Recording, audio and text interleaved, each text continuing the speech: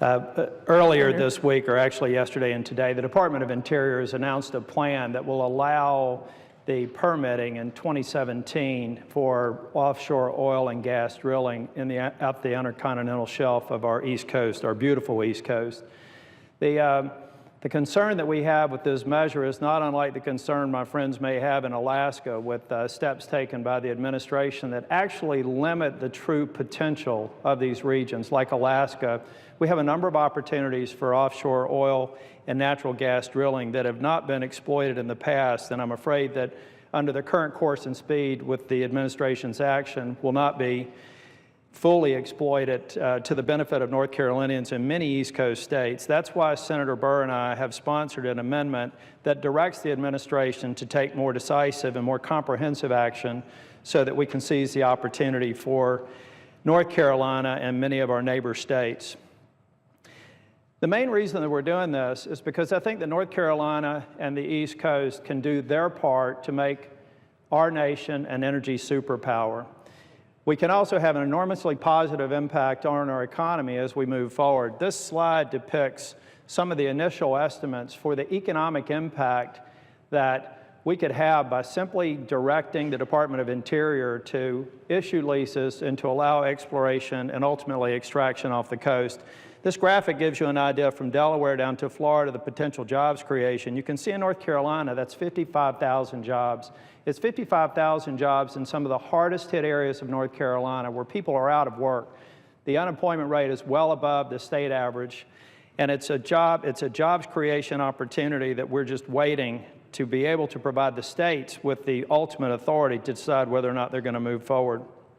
In terms of the economic impact, it's over $190 billion in capital investment and nearly $51 billion in revenue to the federal government and state governments between 2017 and 2035. This opportunity is something that I hope doesn't go without the full efforts of the state to actually determine how we can do it in an environmentally responsible way. Now, I was Speaker of the House before I came into this great body, and we took the steps to put into place a regulatory framework to allow potentially natural gas drilling within the state of North Carolina. We did it in a very responsible way. We did it in a way that made sure that stakeholders had the opportunity, environmentalists, business people, travel and tourism, so that we got it right. And I believe we laid the groundwork within the state. Now we want to do the same thing for the opportunity that we have near the outer continental shelf. The process will involve the input of several stakeholders. It will involve the input of environmentalists and key stakeholders across the state to make sure that we get this right. And ultimately, it gives the states the right to determine whether or not they want to pursue this from Florida to Delaware. The other thing that it does is it addresses a number of the concerns that I've heard when I was a legislator and since I've been Speaker. And it has to do with one of the greatest assets that we have in North Carolina. That's North Carolina's beautiful coast.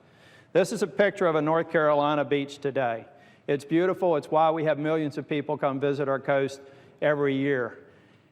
Based on our amendment, this is a picture of how that same beach will look after we authorize drilling and we actually are creating those jobs. It's that same beautiful beach because we've taken the steps to make sure that any drilling would be beyond the sight line of our beautiful beaches, and I believe that as a result, we'll have travel and tourism on our side because with those jobs creates additional opportunities to expand opportunities for travel and tourism. And then finally, I want to talk about what good the revenue to the state can do for this very same area.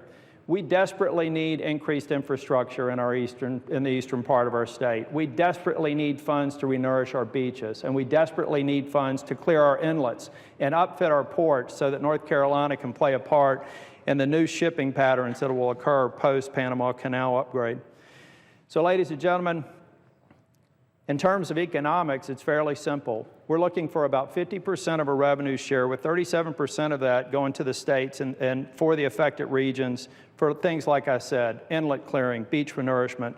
We're also looking to have 12.5% of the revenues dedicated to land and water conservation funds so that we can continue the good work of setting aside irreplaceable lands and increase outdoor recreation activities.